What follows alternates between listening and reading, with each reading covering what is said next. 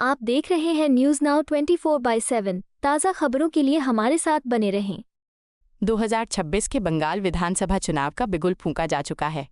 BJP के राष्ट्रीय अध्यक्ष श्री नितिन नवीन अपने पहले बंगाल प्रवास पर हैं।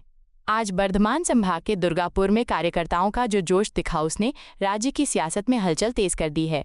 आज सुबह 11:15 बजे दुर्गापुर के चित्रालय मेला मैदान में बर्धमान संभाग के भाजपा कार्यकर्ता सम्मेलन का आयोजन हुआ। सम्मेलन से पहले नितिन नवीन जी ने भिनरगी काली मंदिर में मत्था टेककर जीत का आशीर्वाद लिया। मंच से कार्यकर्ताओं को संबोधित करते हुए उन्होंने संगठन की मजबूती और बूथ स्तर पर सक्रियता बढ़ाने पर जोर दिया।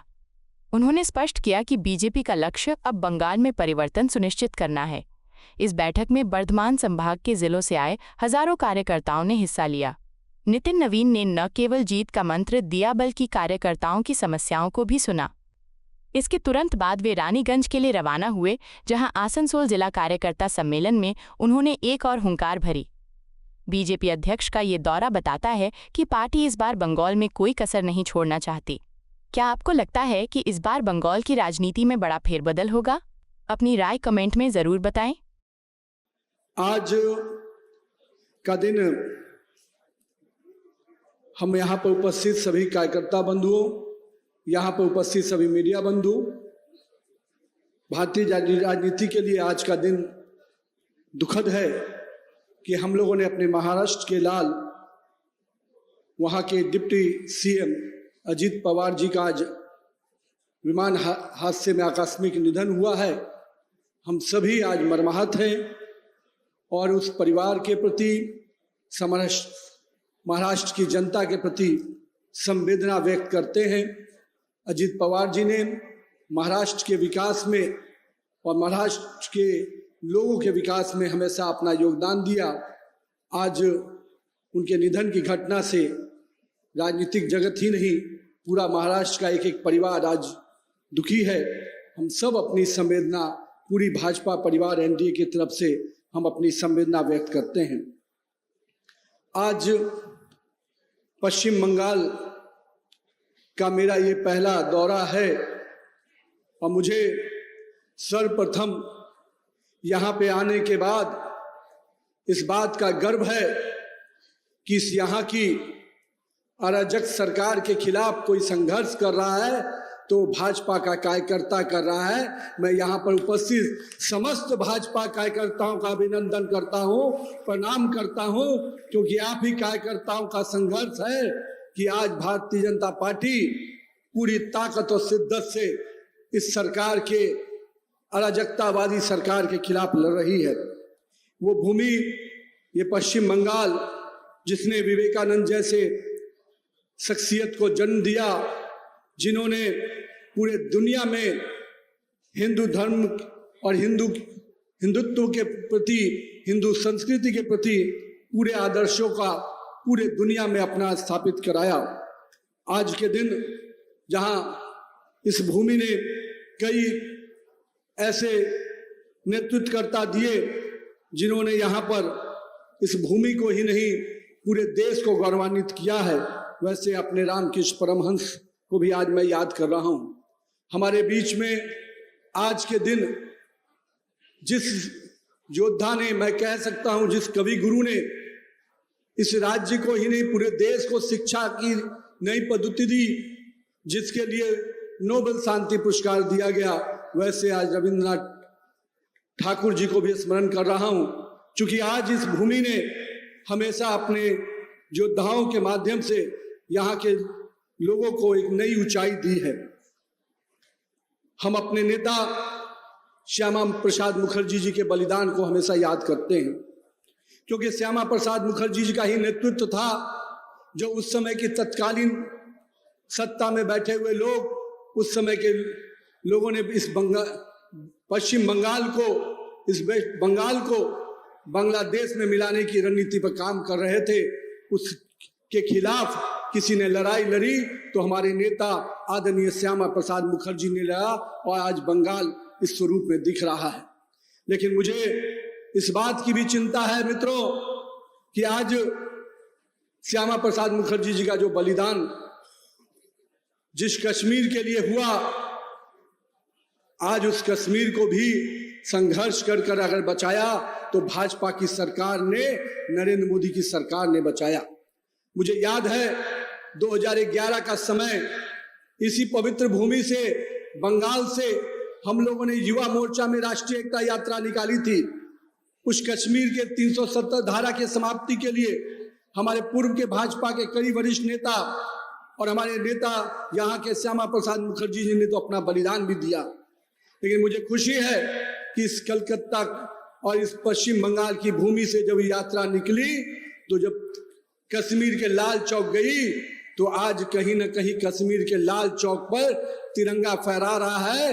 तो वो आंदोलन की आगाज हुई, तो वह आंदोलन की भूमि थी यही पश्चिम बंगाल। मैं इस बंगाल की जनता को भी इसके लिए अभिनंदन करता हूं, तहे दिल से बधाई देता हूं। लेकिन मित्रों, अभी भी ऐसी कुछ मानसिकता बची है जो इस बंगाल को फिर से बांग्लादेश बनाना चाहती है, और हमें पूरी तरह से चौकन्ना रहने की आज जरूरत है मित्रों, क्योंकि हम देख रहे हैं जिस प्रकार से घुसपैठियों की तरफदारी करने वाली सरकार यहां बैठी है, जिस प्रकार से करोड़ों हिंदुओं के साथ, सनातन परंपराओं के साथ चोट करने वाली सरकार यहां बैठी है, वो प्रयास कर रही है कि फिर से बंगाल को बांग्लादेश में ले जाए। लेकिन हम भाजपा के कार्यकर्ता संकल्पित हैं, हम किसी भी प्रकार की कुर्बानी देने को तैयार हैं, लेकिन किसी भी हाल में बंगाल को बांग्लादेश में नहीं मिलने देंगे, और बंगाल की सुरक्षा के प्रति अपनी संकल्प को दोहराते हैं। और इसलिए मित्रों, ये समय है ऐसी सरकार के खिलाफ आंदोलन खड़ा करने का।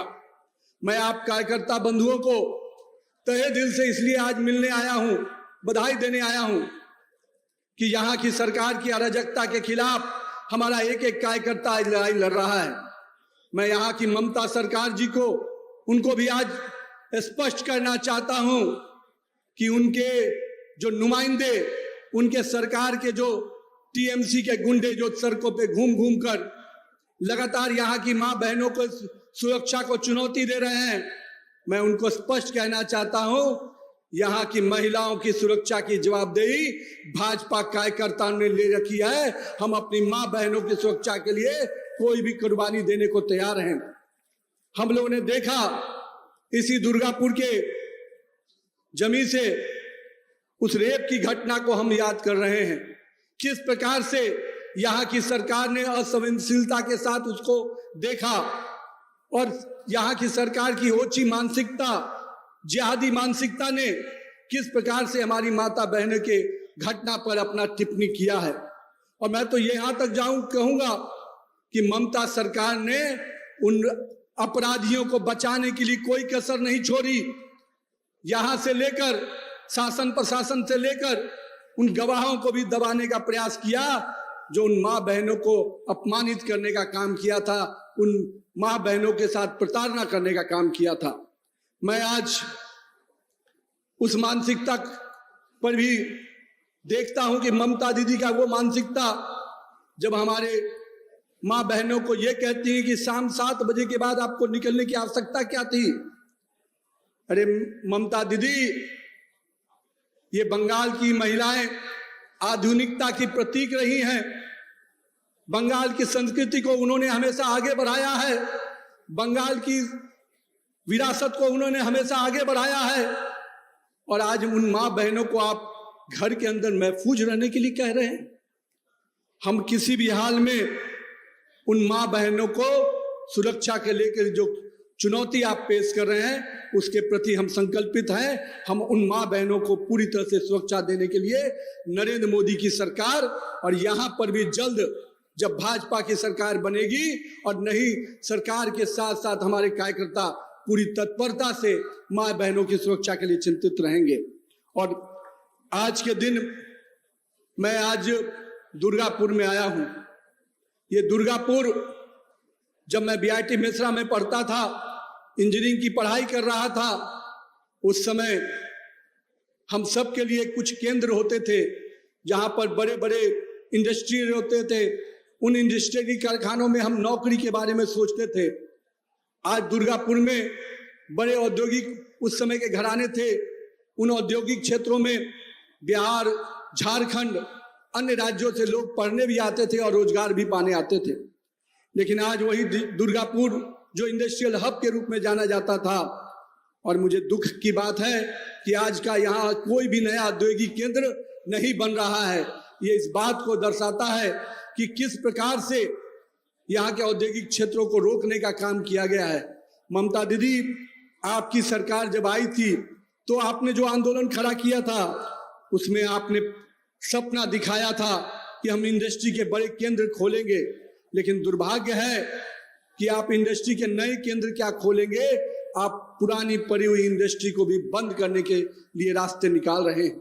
और हमारे युवा जो देश भर से यहाँ पर रोजगार के लिए आते थे, आज दुर्गापुर और इस पूरे इलाके के युवा नौकरी की तलाश में इस देश, इस राज्य से बाहर जा रहे हैं। कहीं ना कहीं ये पूरी तरह से दिखता है कि किस प्रकार से आपके संवेदनशीलता है। जिस सिंगूर की लेकर आपने आंदोलन किया, आज सिंगूर के लोग दुखी हैं क्योंकि आपने कोई नई औद्योगिक इकाई नहीं बनाई। और मैं पूछता हूं ममता दीदी, इसके लिए जवाबदेही किसकी है? आपने 15 सालों में यहाँ पर सरकार रखी, आपने भी यहाँ के महिलाओं को सुरक्षा नहीं दी, आपने यहाँ के युवाओं को रोजगार के बदले कहीं ना कहीं पलायन के लिए मजबूर किया। इसका दोषी कौन है? साथ ही साथ मित्रों, इस राज्य में अभी जिस प्रकार से भ्रष्टाचार, अराजकता की सरकार चीजें बढ़ी हैं, लगातार हम देख रहे हैं कि यहाँ की घटनाएं, यहाँ पर लगातार टीएमसी के विधायक और मैं मंत्री जो यहाँ पर पूरी तरह से टीएमसी टैक्स वसूलने में लगे हैं। मैं कहता हूं दीदी, आपने यहाँ के लोगों को एक ऐसा जीवन देने का सपना दिखाया था कि जो आपने पूर्व की सरकारों के जो करप्शन के थे मामले थे, अराजकता के मामले थे, आपने कहा था उनको हम बंद करेंगे। पर दुख की बात है, आप उससे बड़ा कारखाना खोल दिए जिस कारखाने में केवल भ्रष्टाचार होता है, घोटाले होते हैं और उसका पूरा पैसा, पूरा वसूली कोई और नहीं, टीएमसी के गुंडे और टीएमसी के विधायक और मंत्री कर रहे हैं। मैं स्पष्ट रूप से उनको चेतावनी देता हूं कि भाजपा कार्यकर्ताओं ने कई बार संघर्ष किया है। हमने कई राज्यों में उस तरह के जंगल राज की मानसिकता वाली सरकारों को उखाड़ फेंका है, उस प्रकार की अराजकता वाली सरकार को मुक्ति पाई है। हमने उत्तर प्रदेश में उस प्रकार की मानसिकता वाली सरकार को हटाया। हम लोगों ने बिहार में उस तरह की मानसिकता वाली सरकार को उखाड़ फेंका। और अब बंगाल की बारी है मित्रों। मेरे बंगाल के कार्यकर्ता उस पूरी तरह से तैयार हो जाइए। अब वो समय आ गया है जब हमको बिहार, बंग और उत्तर प्रदेश में जो अराजकता वाली सरकार थी, अब उसी प्रकार की सरकार अगर बंगाल में भी है तो बंगाल के भाजपा के कार्यकर्ता भी कमर कस ले। इस सरकार को उखाड़ फेंकने का समय आ गया है मित्रों। हमने देखा है किस प्रकार से वो हमारे कार्यकर्ताओं को प्रताड़ित करते हैं। मैं स्पष्ट कहता हूं मित्रों, कोई कार्यकर्ता चिंता मत कीजिएगा, एक एक कार्यकर्ता के पीछे पूरा भाजपा परिवार खड़ा है। आप संघर्ष कीजिए, भाजपा अध्यक्ष आपके साथ खड़ा है, पूरी भाजपा आपके साथ खड़ी है मित्रों। अभी मेरे को मालूम हुआ एसआईआर के माध्यम से जो विशेष गहन पुनरीक्षण का काम चल रहा है, उसमें भी ममता दीदी खेल करने में लगी है। अभी दिल्ली जाकर रोना रो रही है कि इलेक्शन कमीशन हमको सहयोग नहीं कर रहा है, इलेक्शन कमीशन। अरे मैं मीडिया के बंधुओं के माध्यम से पूछता हूं ममता दीदी से, इलेक्शन कमीशन के नुमाइंदे आपके डीएम, एसपी, एसडीओ यहां बैठा है और इसको कठपुतली की तरह आप यूज कर रहे हैं। आप खुद खेल खेल रहे हैं, यहाँ की जनता को परेशान कर रहे हैं, यहाँ के युवाओं को, यहाँ के भद्र लोग के लोगों को, यहाँ के डॉक्टर को, यहाँ के पद विजेताओं को आप डीएम ऑफिस में, एसडीओ ऑफिस में बुला बुलाकर परेशान कर रहे हैं और कह रहे हैं कि इलेक्शन कमीशन कर रहा है। कोई इलेक्शन कमीशन नहीं।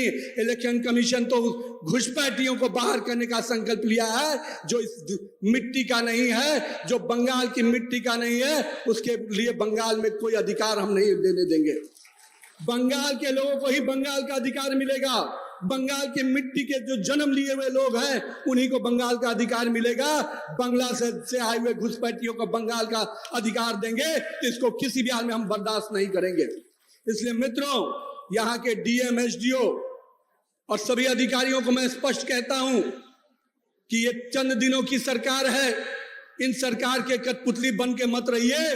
आप प्रशासन के लोग हैं, आप सही दिशा में काम कीजिए, आम जनता को राहत देने वाला काम कीजिए, जनता आपके साथ खड़ी रहेगी। मित्रों, आज के दिन मैं अपने इन कार्यकर्ता भाइयों से भी कहूंगा कि बंगाल आज विषम परिस्थिति में गुजर रहा है। मित्रों, हम लोगों ने यहां की सरकार के नकारापन, भ्रष्टाचार और गुंडागर्दी को कई स्तरों पर उजागर किया है। अब हमको घर घर तक जाना है, जनता को बताना है कि ये पैसे की वसूली कोई और नहीं, टीएमसी के लोग करते हैं। मैं दीदी से भी कहूंगा, दीदी आज से बंगाल की राजनीति में जिस प्रकार से आपने अराजकता फैलाई है, बंगाल की जनता आपकी उल्टी गिनती शुरू कर दी है। अब वो दिन दूर नहीं जब बंगाल को नए बंगाल के विकास में भाजपा की सरकार बनाएगी और नरेंद्र मोदी के नेतृत्व वाली सरकार डबल इंजन की सरकार बनाएगी, जो बंगाल के विकास को स्वर्णिम बंगाल बनाने के लिए आगे बढ़कर काम करेगी। हम सब कोई जानते हैं, जिस बंगाल की अस्मिता में, जिस बंगाल की पहचान हम शक्ति की आराधना दुर्गा से करते हैं, दुर्गा पूजा का आयोजन, दुर्गा की भव्य आकृति इसी बंगाल से पूरे देश में गई।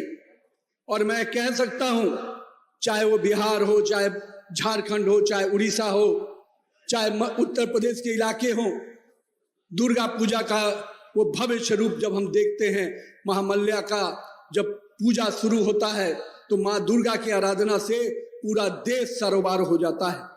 लेकिन मुझे दुख है कि उस आस्था के पर्व को भी, उस मां शक्ति की पूजा को भी यहां की सरकार रोकने का प्रयास करती है, और कोई और नहीं, मैं कह सकता हूं अजाम पढ़ने में कोई दिक्कत नहीं आती है, पर मां दुर्गा की आराधना करने के लिए प्रतिबंध लगाया जाता है। ये कतई कोई सनातनी बर्दाश्त नहीं करेगा। हम सनातन परंपराओं की रक्षा के लिए हर कुर्बानी देने को तैयार हैं। जिस प्रकार से लगातार यहां पर डेमोग्राफी बिगाड़ने का प्रयास किया जा रहा है, मित्रों आपको ध्यान में होगा, अभी हाल ही में तमिलनाडु में जिस प्रकार से दीपम में पूजा अर्चना करने से रोका गया, वहां पर अजाम पढ़ने के नाम पर उस दीपम कार्यक्रम को रोकने का प्रयास किया गया, और वहां की सरकार जो इंडिया अलायंस के रूप में काम कर रही है, वहां पर हिंदुओं के इस देव पूजा को रोकने के लिए कोर्ट तक चली गई। कोर्ट ने जब निर्णय लिया कि नहीं पूजा होगा, तो आपको जानकर ताज्जुब होगा, उस जज के खिलाफ इम्पीचमेंट के मामले को उठाने के लिए पूरी कांग्रेस के नेता और टीएमसी के नेता एक साथ हो गए। मित्रों, हम सबको अपनी सनातन परंपराओं को बचाने की बड़ी लड़ाई लड़नी है। हम बंगाल के, केवल बंगाल के विकास के साथ साथ, बंगाल के सुरक्षा के साथ साथ इस भारत के सुरक्षा की लड़ाई लड़ रहे हैं, क्योंकि बंगाल को वो दरवाजा खोला जा रहा है जिससे भारत के संस्कृति को, भारत के सनातन परंपराओं को भी चोट होगी। जहां एक और यहाँ के डेमोग्राफी को बदलने का प्रयास किया जा रहा है, साथ ही साथ हमारी परंपराओं को भी चुनौती देने का प्रयास किया जा रहा है। मैं इसलिए आज के दिन बंगाल के लोगों से यही कहूंगा, बंगाल के अपने कार्यकर्ताओं से कहूंगा, आप पर दोहरी जवाबदेही है। एक बंगाल को विकास की पटरी पर लाने की जवाबदेही है, दूसरे बंगाल को सुरक्षित रखने की जवाबदेही है। और माननीय प्रधानमंत्री जी बंगाल के विकास के लिए लगातार संकल्पित रहे हैं। उन्होंने हमेशा कहा है कि अगर नॉर्थ ईस्ट और ईस्ट के राज्यों का विकास होगा तभी पूरे देश का विकास हो सकता है।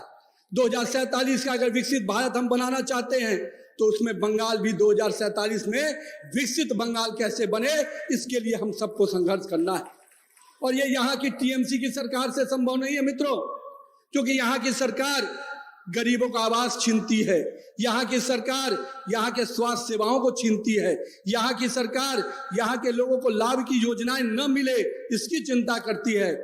केवल अपना बैनर चिपकाने के लिए, अपनी तस्वीर चिपकाने के लिए कई घरों की रोशनी को छीनने का काम कोई कर रहा है तो यहाँ पर बैठी हुई ममता सरकार कर रही है।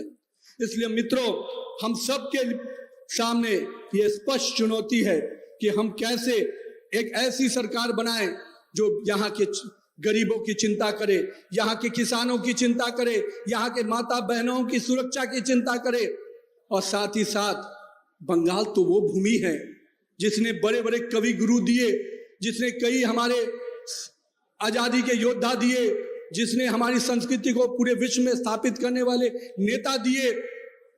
और आज उस भूमि से इंजीनियरिंग कॉलेज, मेडिकल कॉलेज कैसे खुले, इसकी चिंता पर बात नहीं होती है। यहाँ के शिक्षा व्यवस्था में चौपट करने की बात होती है। मुझे तो यहाँ तक जानकारी है कि कुछ मंत्री शिक्षा के घोटाले में नौकरी देने के नाम पर जो घोटाला किया, कुछ जेल में है, कुछ बेल में है। पर चिंता मत कीजिएगा, जो बेल में है वो भी जेल में जाएंगे, क्योंकि हम बंगाल की जनता के साथ, जिन्होंने उनके खून पसीने की कमाई को जो घोटालों में भी बदला है, जिन्होंने यहाँ के युवाओं को नौकरी देने के नाम पर जो घोटाला किया है, उनको हम बख्शेंगे नहीं। उनकी जगह जेल में होगी, चाहे वो कोई भी व्यक्ति क्यों ना हो। इसलिए मैं बंगाल के लोगों से आज आह्वान करने आया हूं। मित्रों, हम बांग्लादेश को किसी प्रकार से जो बंगाल में समाहित करने की प्रयास चल रहे हैं, उसको नहीं होने देंगे।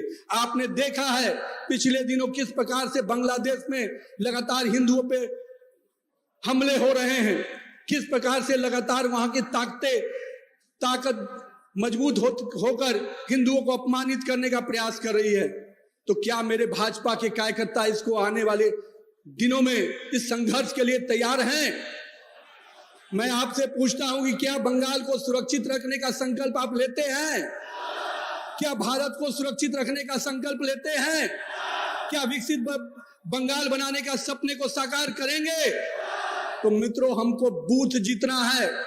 हमें हमारे नेता अभी शुभेंदु जी और हमारे अध्यक्ष जी कह रहे थे कि अगर बूथ पर शक्ति केंद्र पर हम मजबूत होंगे, तो बंगाल तो शक्ति की भूमि है। अगर हमारा शक्ति केंद्र मजबूत हो गया, तो शक्ति की भूमि का शक्ति केंद्र निश्चित रूप से कमल खिला के रहेगा। किसी के हिम्मत नहीं है जो इस कमल को खिलने से रोक दे। हमारे नेता माननीय प्रधानमंत्री जी ने जो नारा दिया है, मैं चाहता हूं यहाँ के लोग उस नारे के साथ ऐसी आवाज दे कि दुर्गापुर की आवाज जो दिल्ली में ममता दीदी गई हैं, उनको भी बेचैन कर दे। एक बार जोरदार नारे लगाइएगा, पालटनो दरकार। सभी हाथ उठने चाहिए मित्रों। मैं बोलूंगा, पालटनो दरकार, चाहे बीजेपी सरकार, पालटनो दरकार, पालटनो दरकार। इस वंदे मातरम की भूमि है। मैं मानता हूं यहीं से वंदे मातरम का आगाज हुआ और हम 150वीं वर्षगांठ मना रहे हैं। तो आइए एक बार जोरदार जय घोष के साथ, भारत माता की, भारत माता की, वंदे वंदे वंदे, जय बंगाल, जय भारत। आपको यह वीडियो पसंद आया हो तो इसे लाइक करें, हमारे चैनल को सब्सक्राइब करें।